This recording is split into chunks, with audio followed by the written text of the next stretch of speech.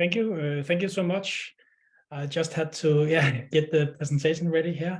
Thank you so much for the introduction, and I would like to start by thanking the organizers for having me here, and thank you for a very fine conference so far. I hope that I can continue this in the next 30 minutes. So I have been looking so much forward to this. So as just have been told, I have been looking into this question about the staff as the mark of the vølva. And I will start out with this image you can see here. This is actually Torbjørn little vølva, the vølva with her staff here in the picture. And this image is from exhibition which is currently active in Denmark at the Køge Museum here in Zealand. This exhibition is portraying this exactly vølva from Erik Sagarauder. Okay, just a little about me. My name is Tobias Mortensen, and I have a Master of Arts in History from the University of Copenhagen. And as it was said, I'm an independent scholar in this instance. My main interest is the Nordic manuscripts from the Middle Ages and the use as them as sources. And in this particular paper, it's about the archaeological interpretation of using Old Norse sources in the archaeological interpretations. As it also was said, this is also the results of an article which was published in December 2022. And it is actually the result from my master thesis in history in 2011. So it only took me 11 years to get this published. So this this is just how it works sometimes. But back to the exhibition in Køge, because it has become there's been a lot of these exhibitions about the vølva, exhibitions that are portraying the vølvas. And here you can see the exhibition room from the museum in Køge, where you have Torbjørn little vølva and the staff, and combined with her 9 sisters, as we hear it in Erik Sagarauder. And these exhibitions that are depicting the vølva as a cult specialist in the Viking Age, they have become more and more eminent in the last 30 years. The first major exhibition about the vølva was in 1997, and it was called Den Stærke Kvinde, from Vølven to Hekse, and it was a mobile exhibition from the Museum of the Museum of Archaeology at the Museum University of Stavanger, and it moved on to the Swedish History Museum later on. And the image you can see here on the right, it is actually a picture from this exhibition where that does also portray Torbjørn little vølva with the staff in her hand. The first Danish exhibition about this vølva, it was called Kong Harald's vølva, or the vølva of King Harald, and it was in the National Museum in Denmark in 2009. This exhibition did also portray an object which was the staff of a vølva found in Denmark, which I will tell a little about later on. Then there is another exhibition which is also currently active. It is called Vikingernes Veld, and this is on the Swedish History Museum. It is called the greatest Viking exhibition in the world, and in this exhibition, you can see 4 different kinds of staffs of the vølva. And then there is the exhibition that I just told about here in Køge Museum, which is called Vølver, Gold and Guards.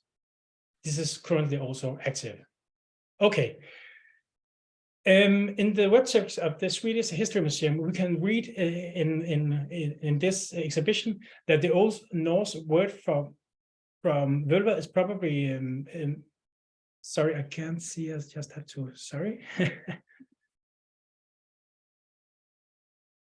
That the Old Norse word for serious vølva was probably related to the word vøller, meaning staff. A vølva is a staff bearer, and the staff was the tool that she used to prophesy. A few staff have been found in the graves of women. These finds confirm that the Sirius did exist. This is very important because this exhibition, they show actually the grave goods from Viking age graves. And when they find these staff, this is an indication that we have a vølva grave. So this is these objects from these graves that makes the museum show these vølvas.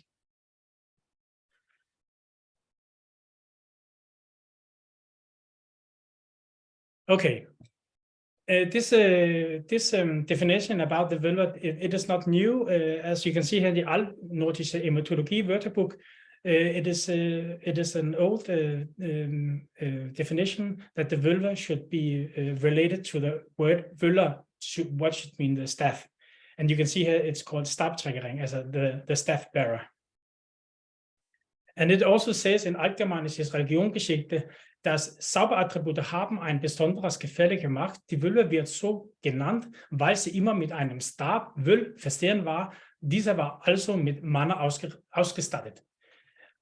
It says that the vølva is often portrayed in the literature with the staff, which also here is called the vøller, and that this was a magic staff. So the definition is quite old, actually. But the scientific breakthrough of this vølva as a social fact in the Viking Age is mainly based on two major works, archaeological works. The first one is the Viking Way, a doctoral thesis by Neil Price in 2001, where he, by looking at these grave goods and the Old Norse sources, could locate some possible graves of the vølva. I think that in 2001, it was about 39 possible magical graves that Neil Price could locate in this way. Later on, Leslie Gardella had developed another theory about the magic staffs in the Viking Age, also archaeological, where he also point to about 47 types of 47 different staffs, which can be interpreted as a magic staff from the Viking Age. Neil Price has republished the Viking Way in a new edition in 2019, and here he points to 51 staffs that can be interpreted as magical. I have made this a map just to show you how an overview of the interpretations of these staffs of sorcery and possible vølva staffs.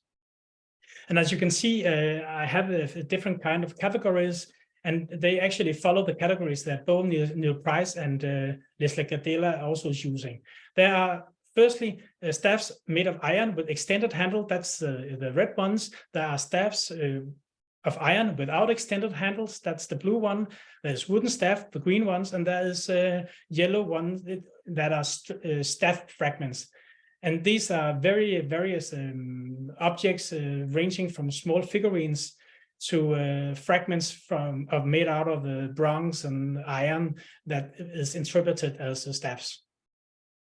As you can see, there is 55 different interpretations. There is also some made by scholars that are not Neil Price and Leslie Gardella, but it is a very widespread picture of staff finds in Northern Europe now.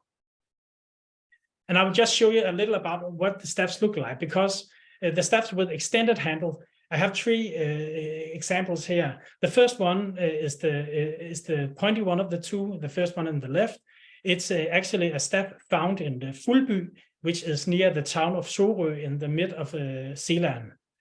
And this was used in the exhibition in Nationalmuseet in 2009 in Denmark.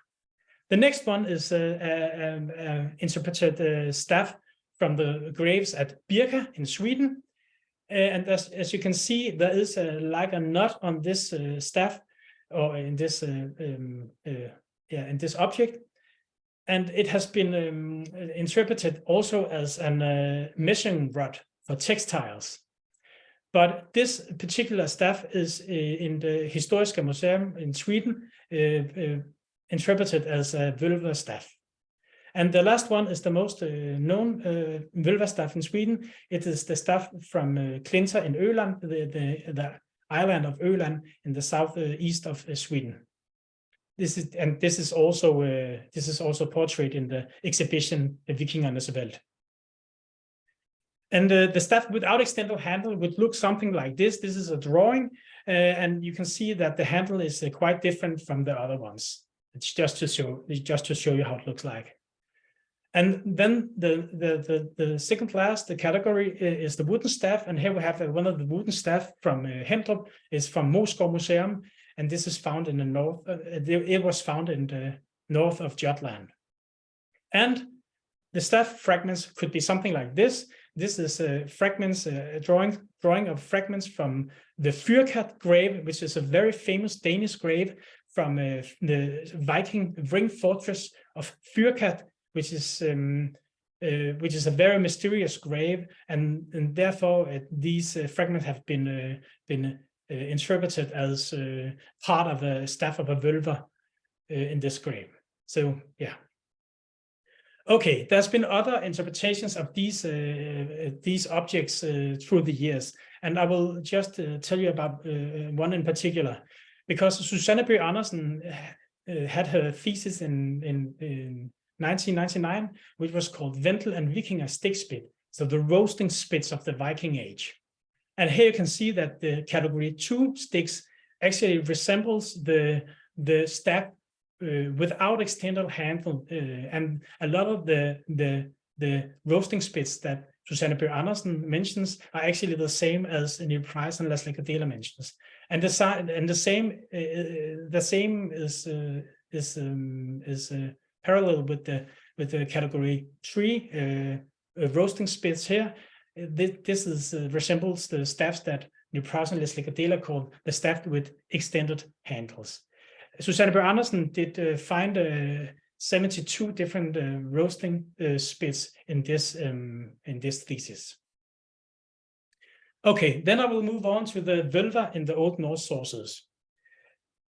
There is approximately 25 instances of the vølva in the Old Norse literature, and it is widely spread in different kinds of saga material.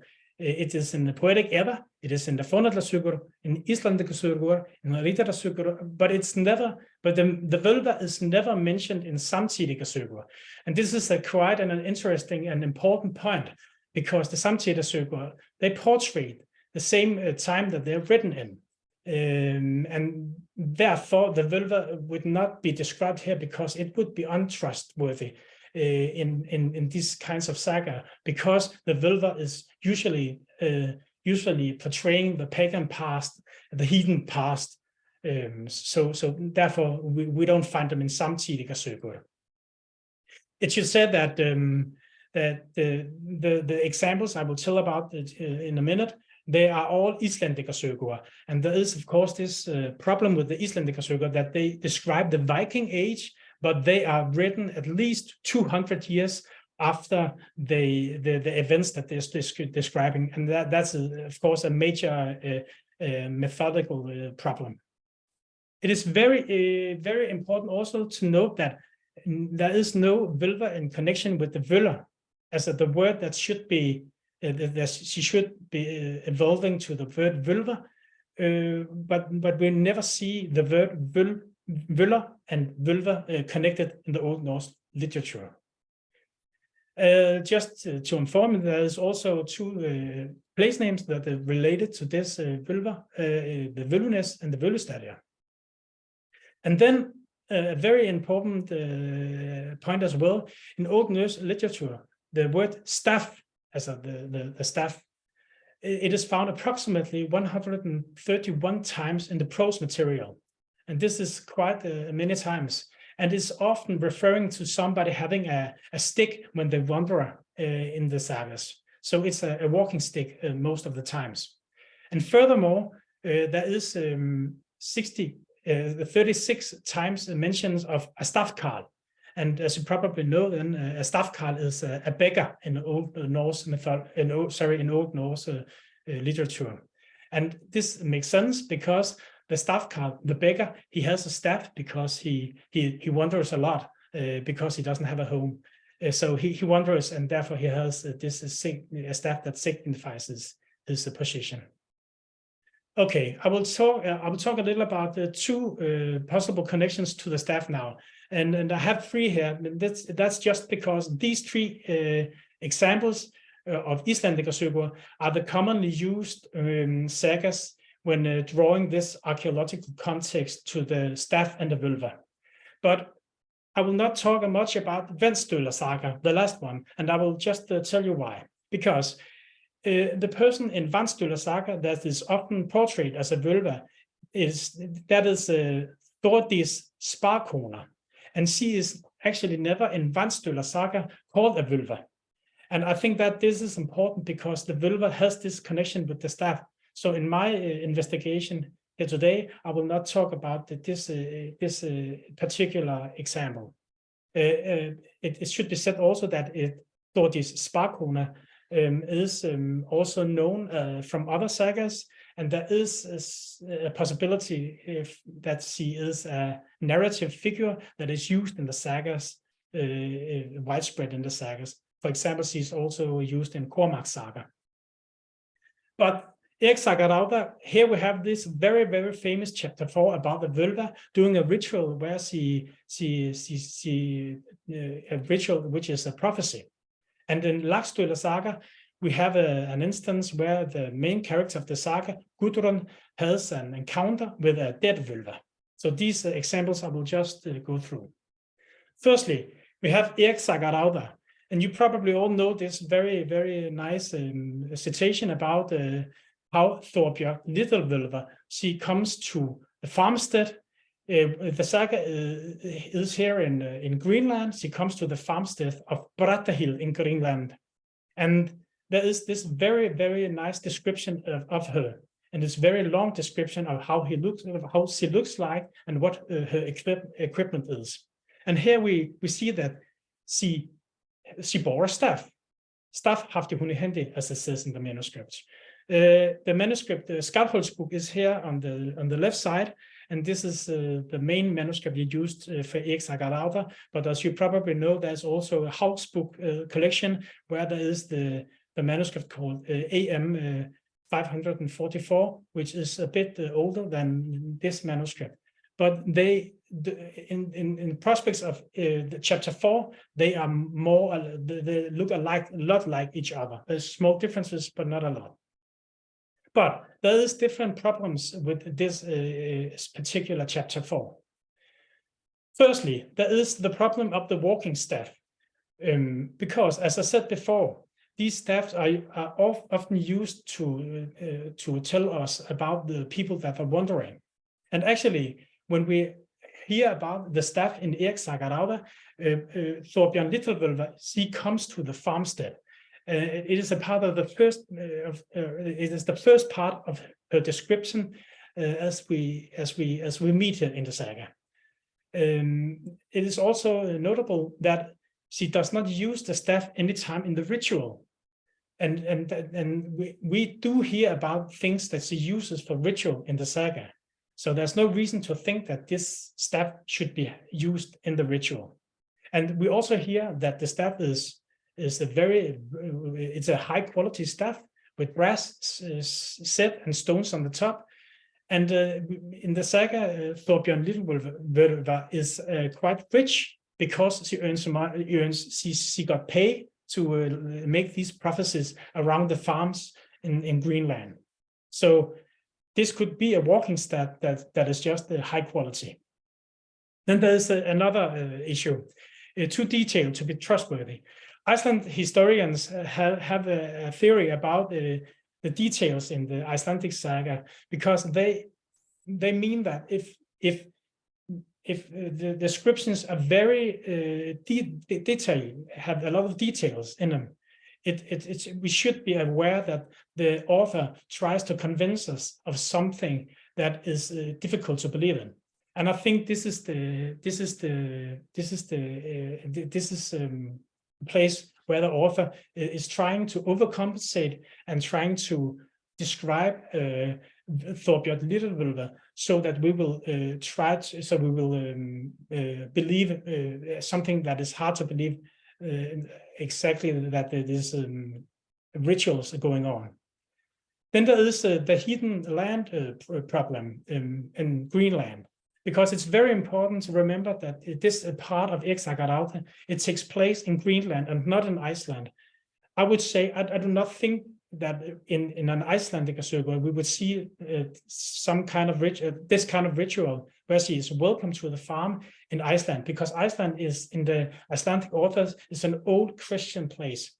Greenland, on the other hand, is on the perimeter of the world and is seen as a pagan place, and therefore this rituals could actually, in the author's mind, exist, and therefore it is a bit alien, like described in the author's sense.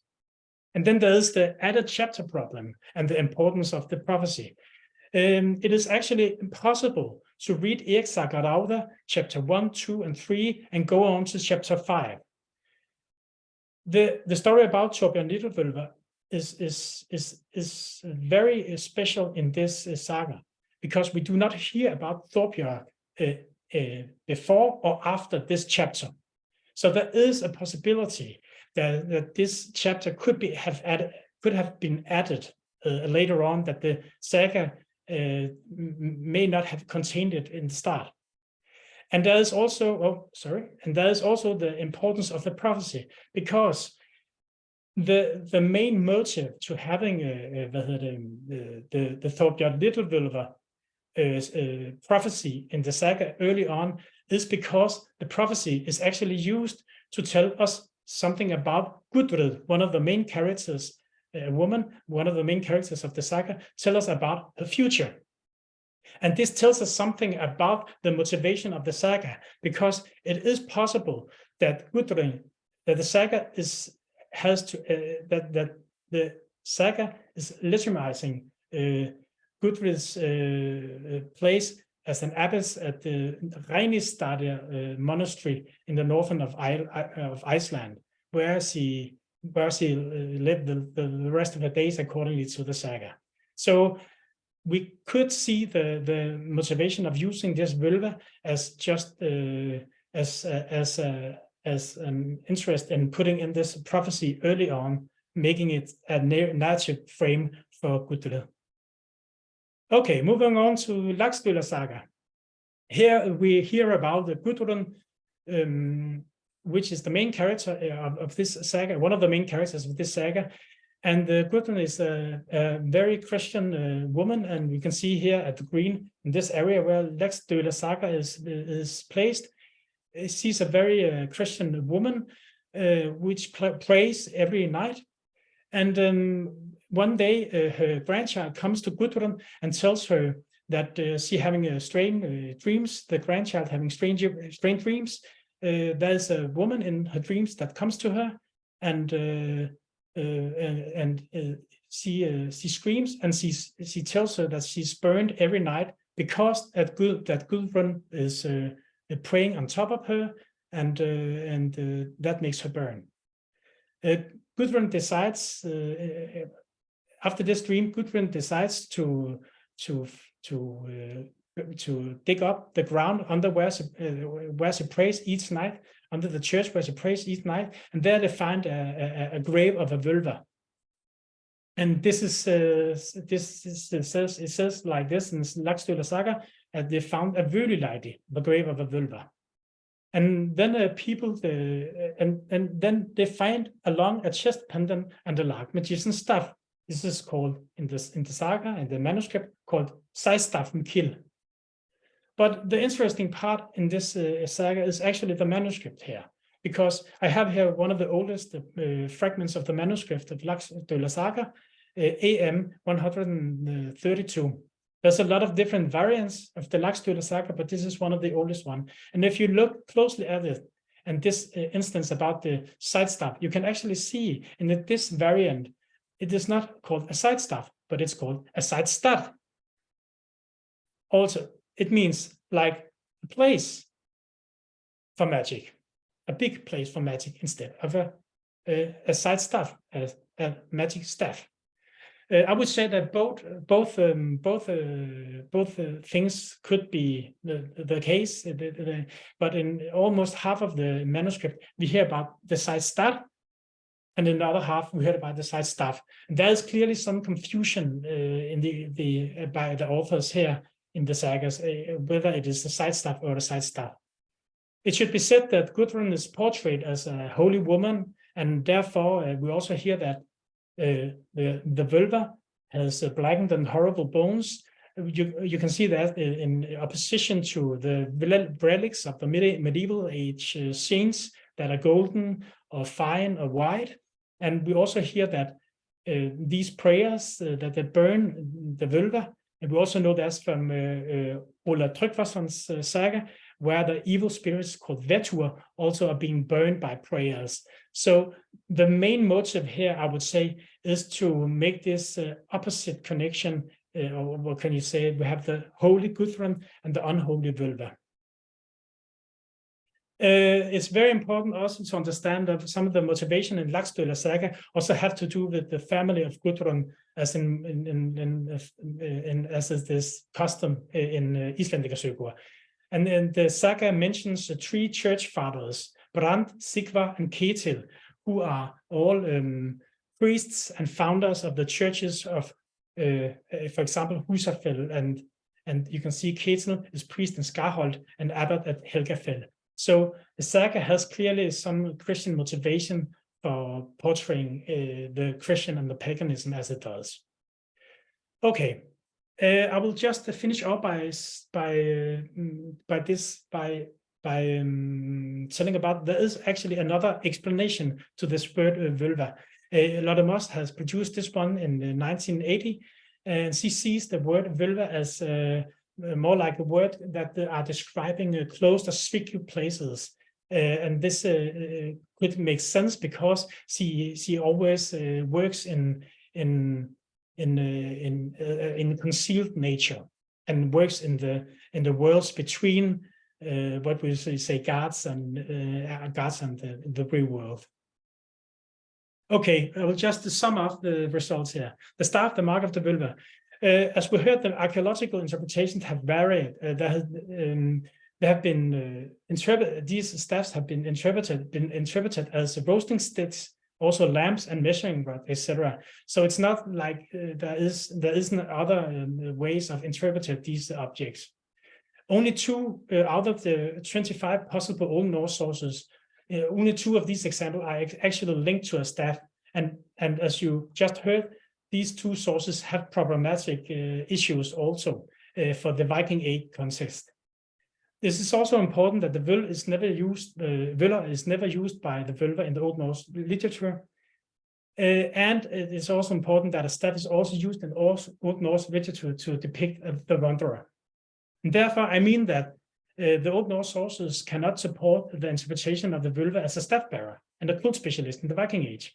And furthermore, it seems that the Old Norse authors may in fact not have perceived the vølva as is associated with the staff. They used the vølva purely as a narrative motive in the world of the sagas. Oh, sorry. Sorry, and it should just say thank you. Thank you, Tobias. That was fantastic. Very thorough interdisciplinary study. It was very good.